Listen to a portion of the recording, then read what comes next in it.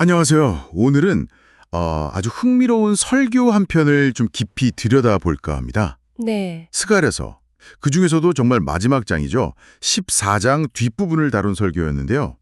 이게 뭐랄까 대서사시의 클라이맥스 같은 느낌이었어요. 아, 그쵸. 정말 장엄한 그림을 그리고 있죠. 네, 온 세상이 결국 하나님을 예배하게 될 거다 이런 미래를 보여주는데 특히 인상적인 게 그 예루살렘을 치러왔던 민족들 있잖아요. 네네. 그 민족들 가운데 살아남은 이들, 이른바 남은 자들이 하나님께 경배하러 온다는 예언, 여기서부터 이야기가 시작되더라고요. 맞습니다. 오늘 살펴볼 설교는 스가랴 14장 16절부터 마지막 21절까지를 본문으로 삼아서요. 단순히 그 구절만 보는 게 아니라 성경 전체를 꿰뚫는 어떤 거대한 흐름 속에서 의미를 찾아갑니다. 성경 전체의 흐름이요. 네, 그러니까 미래 사건을 예측한다 이런 차원을 넘어서요. 성경에 보면 반복적으로 나타나는 패턴이나 상징들이 있거든요. 네, 그렇죠. 남은 자 같은 거요? 네, 바로 그런 것들, 그런 개념이나 표현들이 어떻게 더 큰 그림, 그러니까 결국 오실 메시아와 그분이 완성하실 하나님 나라에 대한 기대를 쌓아가는지 이런 걸 보여주는 데 좀 초점을 맞추고 있어요. 모형론적 접근이라고 하셨죠. 그렇죠. 뭐 전문 용어로는 그렇게 부르는데 쉽게 말하면 구약의 사건이나 인물, 제도가 어떻게 신약의 예수님과 그분의 사역을 미리 보여주는 그림자 역할을 하는지 따라가 보는 거예요. 그래서 단순히 종말에 대한 그림이라기보다 우주적인 회복과 완성, 이런 비전을 제시하는 거죠. 와, 시작부터 흥미롭습니다. 그럼 바로 그 남은 자 이야기부터 시작해 볼까요? 16절. 예루살렘을 공격했던 이방 민족 중에 남은 자가 매년 초막절에 하나님께 예배하러 온다. 이 남은 자, 성경에 꽤 자주 나오는 것 같은데 설교에서는 이걸 어떻게 설명하던가요? 그냥 살아남은 사람들인가요? 아니면 좀 더 깊은 뜻이 있나요? 설교에 따르면 그게 단순히 살아남았다, 이런 의미 이상이에요. 아, 그래요? 네. 성경 전체에서 반복해서 나타나는 아주 중요한 신학적인 모티브? 뭐랄까, 하나의 패턴이라고 설명합니다. 하나님의 어떤 심판이라는 큰 물결을 통과하고 구원받아서 새로운 시작을 이루는 사람들, 이걸 가리키는 거죠. 새로운 시작이요? 네. 대표적인 예로 드는 게 바로 노아 홍수 이야기예요. 온 세상이 물로 심판받았지만 노아와 그 가족들, 그러니까 남은 자들을 통해서 하나님이 인류에게 새로운 시작을 주셨잖아요. 아, 맞네요. 노아가 최초의 남은 자 패턴이군요. 그렇죠.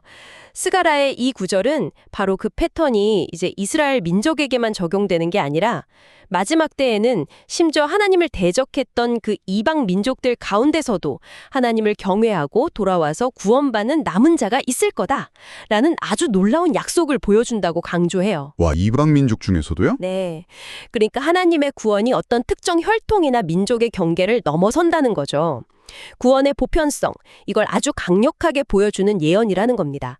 심판의 날이 오히려 역설적으로 구원의 날, 새로운 시작의 날이 될 수도 있다는 거예요. 아, 그러니까 남은 자라는 게 그냥 재난 생존자 이런 뜻이 아니라 하나님의 더 큰 구원 계획, 특히 그 계획이 모든 민족에게 열려 있다는 걸 보여주는 성경 전체에 걸친 일종의 코드나 패턴이군요. 네, 맞습니다. 노아 이야기가 그 시작점이라는 해석도 재밌고 이방인까지 포함된다는 점은 정말 인상 깊네요. 네, 설교는 바로 그 점을 강조해요. 이스라엘의 하나님이 결국 온 세상의 하나님이시고 그분의 구원 계획도 처음부터 온 세상을 향해 있었다는 것을 보여주는 중요한 단서라는 거죠. 스가랴는 바로 그 보편적인 구원의 완성을 내다보고 있는 거고요. 좋습니다. 이 남은 자 개념을 이해하고 나니까 다음 구절이 더 파격적으로 다가오는데요. 20절입니다. 그날에는 말 방울에까지 여호와께 성결이라 기록될 것이라. 네. 와, 저는 이 구절 보고 정말 깜짝 놀랐어요. 여호와께 성결, 히브리어로 코데시 라 야훼.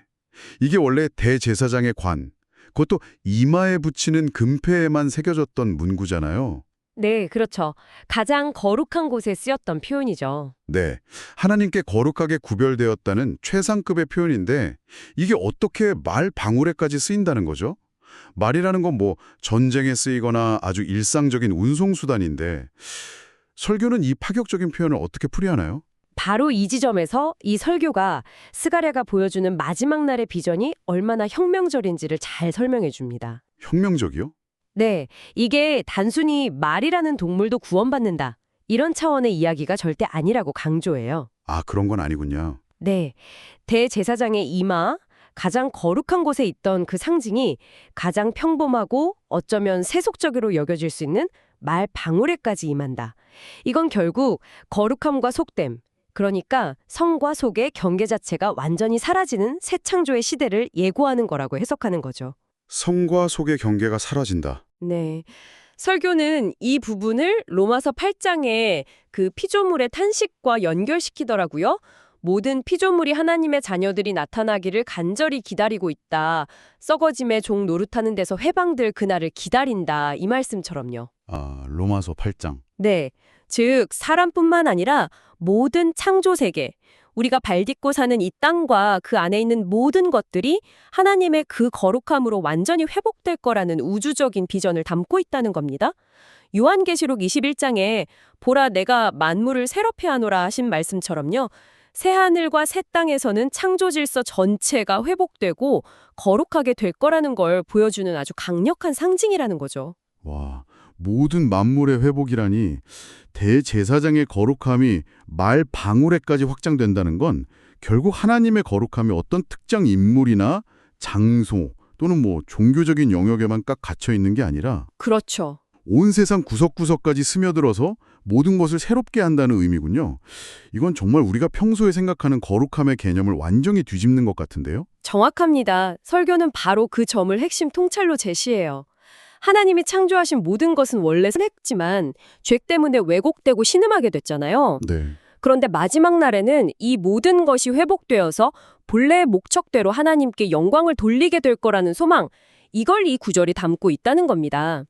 거룩함이라는 게 더 이상 분리나 구별의 개념이 아니라 온 세상을 가득 채우는 하나님의 임재, 그 자체가 되는 거죠. 그 아이디어가 21절 상반절로 바로 이어지는 것 같네요. 예루살렘과 유다의 모든 솥이 만군의 여호와의 성물이 될 것인즉 제사 드리는 자가 와서 이 솥을 가져다가 그것으로 고기를 삶으리라. 네, 맞아요. 솥까지 등장하죠. 이번에는 심지어 평범한 부엌솥, 요리도구까지 여호와의 성물이 된다고 해요. 예전에는 성전 제단에서 쓰는 특별한 기구들만 성물이었잖아요. 그런데 이제 집에서 쓰는 솥으로도 제물을 삶을 수 있게 된다니 이건 또 무슨 의미일까요? 네, 말 방울에 이어서 이번엔 솥이죠. 이것은 앞서 말한 그 거룩함의 확장이 이제 공간적인 차원으로까지 나아가는 것을 보여준다고 설교는 설명합니다. 공간적인 차원이요? 네, 이전에는 예루살렘 성전이라는 아주 특정한 장소만이 하나님의 거룩한 임재가 머무는 곳으로 여겨졌잖아요. 그리고 그 안에서도 지성소, 성소, 뜰 이렇게 거룩함의 등급이 또 나뉘었고요. 네, 그랬죠. 그런데 이제는 집에서 쓰는 평범한 솥조차 성전의 제기처럼 거룩해진다. 이것은 더 이상 특정한 성전 건물이 필요 없는 시대가 올 거라는 걸 암시한다는 거죠. 온 예루살렘과 유다, 더 나아가서 온 세상이 하나님의 거룩한 임재로 가득 찬 하나의 거대한 성전이 될 거다. 이런 놀라운 선언이라는 겁니다. 온 세상이 성전이 된다고요? 네, 설교는 이 비전을 에베소서 1장 10절 말씀하고 연결시키더라고요. 하늘에 있는 것이나 땅에 있는 것이 다 그리스도 안에서 통일되게 하려 하심이라. 이 말씀이요. 하늘과 땅의 경계마저 허물어지고 온 우주가 하나님의 집, 그분의 임재가 충만한 성소가 되는 그림. 이걸 스가랴가 보여주고 있다는 겁니다. 잠시만요. 온 우주가 성전이 된다. 와, 정말 스케일이 어마어마하네요. 우리가 보통 성전하면 떠오르는 건 건물이잖아요. 그렇죠. 근데 그 이미지를 완전히 넘어서는 개념인데요. 아, 그러고 보니 설교에서 스가랴 11장에 나오는 연합이라는 이름의 막대기 이야기도 잠깐 언급됐던 것 같아요. 네네, 맞아요. 그 연합이 단순히 분열됐던 이스라엘 남북 왕국의 통일, 이것뿐만 아니라 궁극적으로는 하늘과 땅의 완전한 연합, 그러니까 온 우주가 하나님 안에서 하나 되는 걸 미리 보여준다고 해석하는 부분이 되게 인상 깊었어요. 맞습니다. 설교에서는 선지자들의 예언이 종종 그런 이중적 혹은 다층적인 의미를 지닌다고 설명해요. 아, 다층적인 의미요? 네. 당대의 어떤 역사적 상황에 대한 메시지이면서 동시에 훨씬 더 멀리 궁극적인 메시아 시대의 완성을 내다본다는 거죠. 북이스라엘과 남유다의 정치적 연합은 역사적으로 보면 불완전하게 이루어졌잖아요. 그렇죠. 하지만 그 예언에 담긴 더 깊은 소망, 즉 모든 분열과 장벽이 허물어지고 하늘과 땅까지 하나 되는 진짜 연합은 오직 예수 그리스도 안에서 그리고 그분이 완성하실 새 하늘과 새 땅에서 온전히 이루어진다. 이게 설교의 관점입니다. 온 우주가 성전이 된다는 비전하고 정확히 통하는 해석이죠. 그렇다면 이 모든 것을 종합해 볼 때 이 설교는 우리가 흔히 구원이라고 생각하는 개념에 대해서도 좀 새로운 시각을 주는 것 같아요.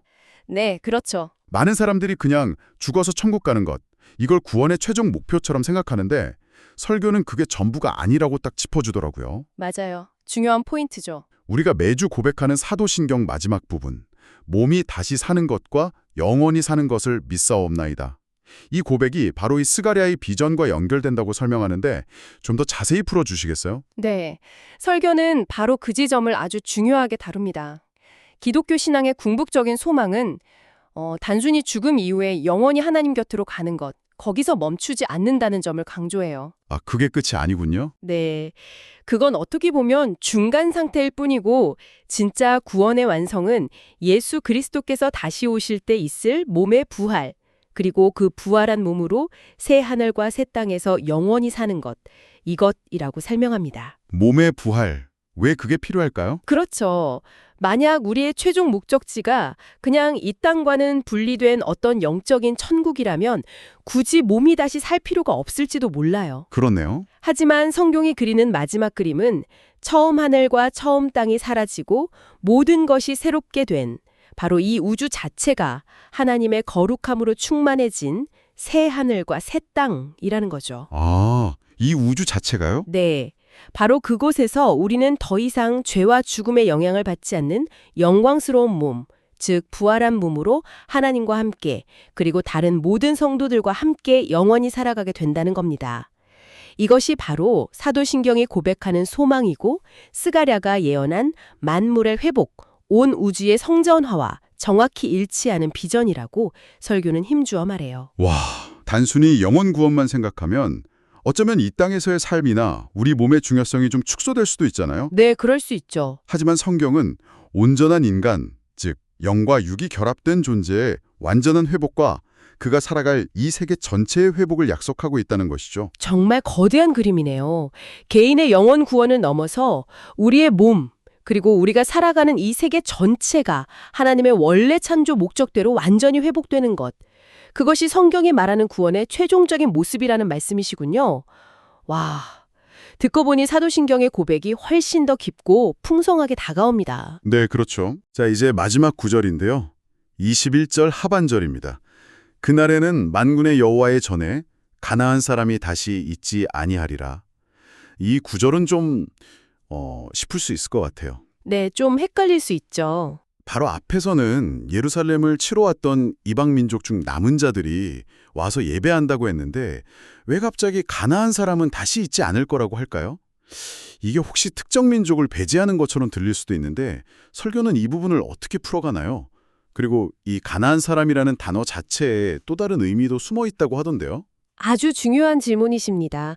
설교에서는 여기서 가나안 사람이 특정 민족 집단, 그러니까 가나안 족속만을 딱 지칭하는 게 아니라고 해석해요. 아, 민족 이름이 아니고요? 그보다는 상징적인 의미로 사용되었다고 보는 거죠. 구약 성경을 보면 가나안 족속은 종종 하나님의 백성과 대비되면서 우상 숭배나 불순종, 즉 하나님을 대적하는 세력을 상징적으로 나타내곤 하거든요. 아, 네네. 따라서 이 구절은 어떤 민족적 배타성을 말하는 게 아니라 완전히 거룩하게 회복될 그 새 예루살렘, 즉 온 우주적 성전에는 더 이상 하나님을 대적하는 어떤 악이나 불순종, 불의함도 존재하지 않을 것이다 라는 선언으로 이해해야 한다고 설명합니다. 아, 그런 의미군요. 네, 앞서서 모든 민족 중에 남은 자가 구원받아서 예배한다고 했으니까 특정 민족 전체를 배제한다는 의미는 문맥상으로도 맞지 않겠죠. 그러네요. 근데 정말 흥미로운 점은 설교에서 지적하듯이 이 가나안 사람을 뜻하는 히브리어 케나니 있잖아요. 네, 케나니? 여기에 상인 또는 장사꾼이라는 의미도 함께 있다는 거예요. 일종의 언어 유희 같은 거죠. 그게 왜 여기서 중요하게 나올까요? 둘 사이에 무슨 연결고리가 있나요? 설교는 바로 이 상인이라는 의미를 성경의 다른 부분들과 연결하면서 그 중요성을 설명하는데요. 네. 예를 들어서 느헤미야 시대를 보면 성전을 재건한 후에도 여전히 안식일에 성문 앞에서 장사하면서 거룩한 날을 더럽히던 이방 상인들이 있었어요. 느헤미야가 그걸 보고 엄청 분노했죠. 아, 맞아요. 느헤미야서에 나오죠? 네. 그리고 더 나아가서 예수님께서 성전에 들어가셔서 장사하는 사람들 내쫓으시면서 내 집은 기도하는 집이라 하였는데 너희는 강도의 소굴을 만들었다. 이렇게 질책하신 사건. 이것과도 연결된다는 거예요. 아, 성전 정화 사건이요. 네. 즉 가나안 사람이 다시 있지 아니하리라는 이 예언은 새롭게 회복될 하나님의 완전한 성전에는 어떠한 형태의 불이나 부정함, 또 하나님의 거룩함을 침해하는 세속적인 욕망이나 상업주의, 하나님보다 돈이나 이익을 더 섬기는 그런 태도, 이런 것들이 전혀 용납되지 않을 것이라는 강력한 메시지를 담고 있다는 겁니다. 와, 단순히 악한 사람을 없앤다. 이 정도가 아니네요? 그렇죠. 하나님을 예배하는 공간과 삶의 모든 영역에서 세속적이고 탐욕적인 동기가 완전히 사라지고 오직 순전한 경배와 거룩함만이 남게 될 것이다. 이런 선언인 거죠. 아하. 그러니까 가나안 사람은 첫째로 하나님을 대적하는 악의 상징이면서 동시에 그 단어의 또 다른 뜻인 상인을 통해서 성전의 거룩함을 훼손했던 그런 세속적인 탐욕까지도 배제될 거라는 중의적인 의미를 담고 있는 거군요. 와, 정말 깊은 해석인데요. 민족적 배제가 아니라 완전한 거룩함의 회복, 악과 불경함이 완전히 사라진 상태, 그걸 의미하는 거네요. 네, 정확합니다. 자, 그렇다면 스가랴가 보여준 이 모든 장엄한 예언들, 이방인의 공헌, 만물의 거룩함, 온 우주의 성전화, 악의 완전한 제거, 이 모든 것은 궁극적으로 누구를 통해 또 어떻게 성취된다고 설교는 이야기하나요? 설교는 이 모든 예언의 초점이 결국 예수 그리스도께로 모아진다고 일관되게 강조합니다. 역시 예수님이시군요. 네. 스가랴는 단순히 자기 시대의 문제나 가까운 미래만 보고 예언한 게 아니라 성령의 감동으로 훨씬 더 멀리 장차 오실 진정한 메시아와 그분을 통해 완성될 하나님 나라의 궁극적인 모습을 내다보았다는 거죠. 네. 설교는 특히 에베소서 말씀을 많이 인용하는데요. 예수 그리스도께서 십자가에서 죽으심으로 유대인과 이방인을 갈라놓았던 그 율법의 장벽을 허무셨을 뿐만 아니라 더 근본적으로는 죄 때문에 하나님과 우리 사이에 가로막혔던 담까지 허무시고 모든 것을 하나 되게 하셨다고 설명해요. 막힌 담을 허시고. 네. 스가랴가 예언한 이 모든 놀라운 회복들, 이방인과 유대인이 함께 예배하고 남은 자, 모든 피조물이 거룩하게 되고 코데슈이 라야페, 온 세상이 하나님의 성전이 되고 모든 악과 불의가 사라지는 가나안 사람이 없는 이 모든 것은 예수 그리스도의 초림을 통해 이미 시작되었고 그분께서 다시 오실 때 비로소 완전하고 최종적으로 성취될 것이다. 이렇게 말합니다. 이미 시작되었고 재림 때 완성된다. 그렇죠. 복음이라는 것 자체가 바로 이 깨어진 모든 관계의 회복, 만물의 회복, 모든 것이 그리스도 안에서 하나 되는 이 놀라운 소식 그 자체다. 이게 이 설교의 핵심 결론이라고 할 수 있습니다. 와, 정말 장대하면서도 가슴 벅찬 그림입니다. 스가랴서의 마지막은 단순히 어떤 심판과 징벌의 이야기가 아니라 그 너머에 있는 정말 비교할 수 없이 영광스러운 회복과 완성의 비전을 보여주는군요. 네, 맞아요. 온 우주가 하나님의 거룩한 임재로 가득 차고 모든 피조물이 새로워지고 하늘과 땅이 하나 되어서 하나님을 영원히 예배하는 모습. 그리고 이 모든 소망이 결국 예수 그리스도 안에서 현실이 된다는 것. 이것이 오늘 우리가 살펴본 설교의 핵심 메시지였습니다. 그렇습니다. 설교가 힘주어 말하듯이 기독교의 복음은 결코 그냥 개인의 사후 영혼 구원 이 차원에만 머물지 않는다는 거죠. 네. 그것은 이 땅에서부터 시작되어서 하나님과의 관계 회복은 물론이고 이웃과의 관계 회복, 심지어 우리가 살아가는 이 피조세계 전체와의 관계 회복까지 포함하는 정말 온 우주적인 회복과 완성에 대한 장대한 소식이라는 겁니다. 모든 막힌 담이 허물어지고 모든 것이 그리스도 안에서 그분의 영광을 위해 하나 되는 것. 이게 바로 성경 전체를 통해 흘러가는 하나님의 궁극적인 계획이라는 것이죠. 자, 오늘 스가랴서 마지막 부분에 대한 이 깊은 탐구를 마무리하면서 듣고 계신 여러분께 이런 질문을 한번 던져보고 싶습니다. 설교가 제시한 것처럼 구원의 완성을 단순히 내가 천국 가는 것, 이게 아니라 만물의 새로워짐, 즉 이 땅을 포함한 온 우주 전체가 하나님의 거룩함으로 완전히 회복되는 것으로 이해할 때 지금 여기 이 처음 하늘과 처음 땅을 살아가는 당신의 삶의 의미와 목적, 그리고 어쩌면 일상에서의 책임감은 어떻게 달라질 수 있을까요? 한번 깊이 생각해 보시면 좋겠습니다. 다음 시간에 더 흥미로운 내용으로 찾아뵙겠습니다.